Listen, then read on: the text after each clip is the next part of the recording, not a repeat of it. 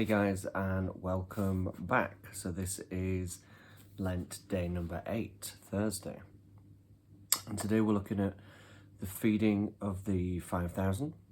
And this is taken from Matthew's Gospel, chapter 14, verses 10 and 12 to 21. Herod sent to the prison and had John beheaded.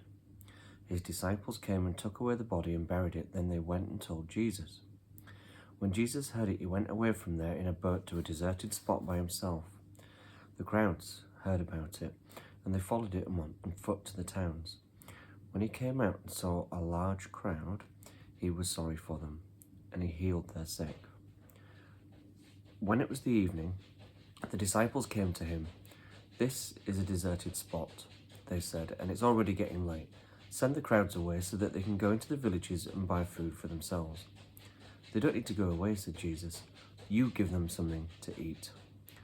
"All we have," they said, "is 5 loaves of bread and 2 fish." "Bring them here to me," he said. And he told the crowds to sit down on the grass. Then he took the 5 loaves and the 2 fish, and he looked up to heaven. He blessed the loaves, broke them, and gave them to their disciples, and the disciples gave them to the crowds. Everybody ate and was satisfied, and they picked up 12 baskets full of broken pieces. There were about 5,000 men who had eaten, besides women and children. Come and be a character in this story. There's plenty of room, and there's a lot to learn. To begin with, cast your mind back to the last time that you were really, really sad. After the death of a parent, perhaps, or a close friend. After you didn't get the job that you'd set your heart on. After you'd had to move out of the house that you had loved. What you needed and wanted most was to hide away and be quiet, to reflect, perhaps to pray, but above all, to be still and to not have people bother you. Then, supposing the quiet place you chose was invaded by hundreds of others. The little church you thought you'd slip inside was full of a wedding party. The lonely hillside where, surely, you could be private, was covered in cheerful hikers. How would you react? Jesus' reaction here is the most remarkable. He had lost John, his cousin and colleague. He had lost him in a manner which must have warned Jesus of what lay ahead for him too. Yet, when he slips away to be quiet and alone, the crowds discover and throng all around him, and his reaction is not anger or frustration, but compassion. He translates his sorrow over John and perhaps his sorrow over himself into sorrow for them. Before the outward and visible works of power, healing the sick, comes the inward and invisible work of power, in which Jesus transforms his own feelings into love for those in need. You have come into the story of Jesus, perhaps because you've been touched yourself by the compassion. Imagine yourself as one of the disciples, not a leader, just one of the 12, or perhaps one of their friends or cousins hanging around on the edge.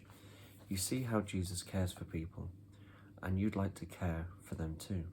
So you think, what might be best for them? And come to him with a suggestion.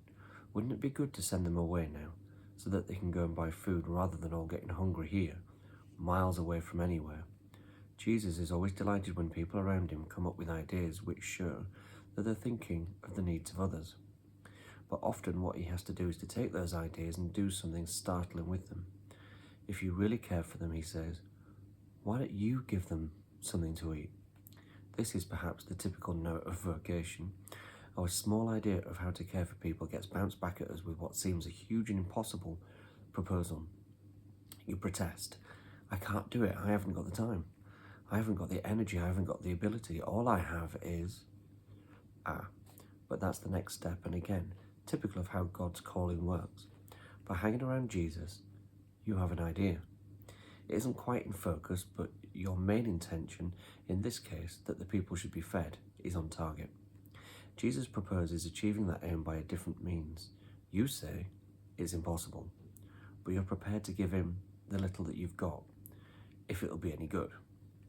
Of course, it means you'll go hungry yourself, but by now you're in too deep to stop. Once the power of Jesus' compassion has begun to catch you up in its flow, you can't stop. What precisely Jesus does with what we give him is so mysterious and powerful that it's hard to describe in words. Imagine yourself standing there while Jesus, surrounded by thousands of people, takes this pitifully small amount of food, hardly enough for 2 people, let alone a crowd, and prays over it. He thanks God for it.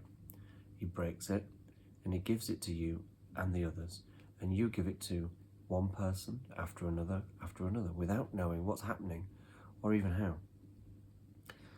Think through how it's happened. Being close to Jesus has turned into the thought of service. Jesus takes the thought, turns it inside out, making it more costly, of course, and then gives it back to you as a challenge. In puzzled response to the challenge, you offer what you've got, knowing it's quite inadequate, but again, costly. And the same thing happens. He takes it, blesses it, and breaks it. There's the cost, yet again, and gives it to you. And your job now is to give it to everybody else. This is how it works whenever someone is close enough to Jesus to catch a glimpse of what he's doing and how they could help. We blunder in with our ideas. We offer uncomprehending what little we have.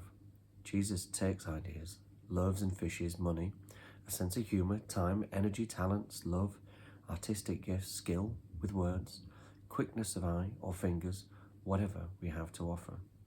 He holds them before his Father in prayer and blessing.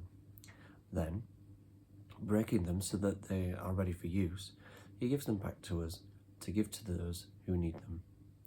And now they are both ours and not ours. They are both what we had in mind and not what we had in mind, something greater and different, more powerful and mysterious, yet also our own. It is part of genuine Christian service at whatever level that we look on in amazement to see what God has done with the bits and pieces that we dug out of our meagre resources to offer to him. Within Matthew's story, of course, there is much more going on than simply a remarkable Christian vocation. The 12 baskets left over may point to Jesus' intention to restore God's people, the 12 tribes of Israel. Jesus feeding people in the wilderness fits so well with Matthew's theme of Jesus as the new Moses. God gave the Israelites manna, special bread from heaven, when they were in the desert in the time of Moses. That we can be sure Matthew intended for us to see this too. This probably explains why Jesus sent the crowds away as soon as the feeding was over. He didn't want them hanging around and celebrating his power. The likeness with Moses stops there. Jesus was not intending to march through the land at the head of a great crowd, or to win military victories against God's enemies. He was going to achieve at last the loneliness he sought at the start of this passage, hanging desolate on a cross. If you sense a call to follow him, to share his compassion, to give him what you have so that it can be used in his service, you must remember that it cost him everything as well. So reflection, it says, reflect on a time when you felt the need to be alone and feel solace in a quiet place. How would you have reacted if that solitude was interrupted by a large gathering of people seeking your attention? And how does Jesus' compassionate response in a similar situation inform your own understanding of service and selflessness? I think you could unpack this for ages, but I think it's very much a simple reflection on putting others first and putting their needs before our own. And it is obviously important at some point to take that time to ourselves, to close the door and pray and to recharge.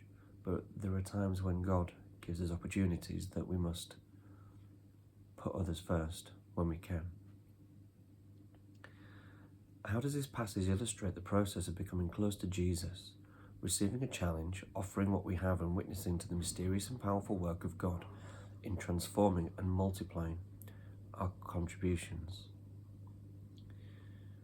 Well, it does exactly just that, doesn't it? It illustrates becoming close to Jesus and being given this challenge by him through the example that he's given us, the most extreme versions of the both of what he's given up and what he's given, and how he puts himself first and the things that he does for others.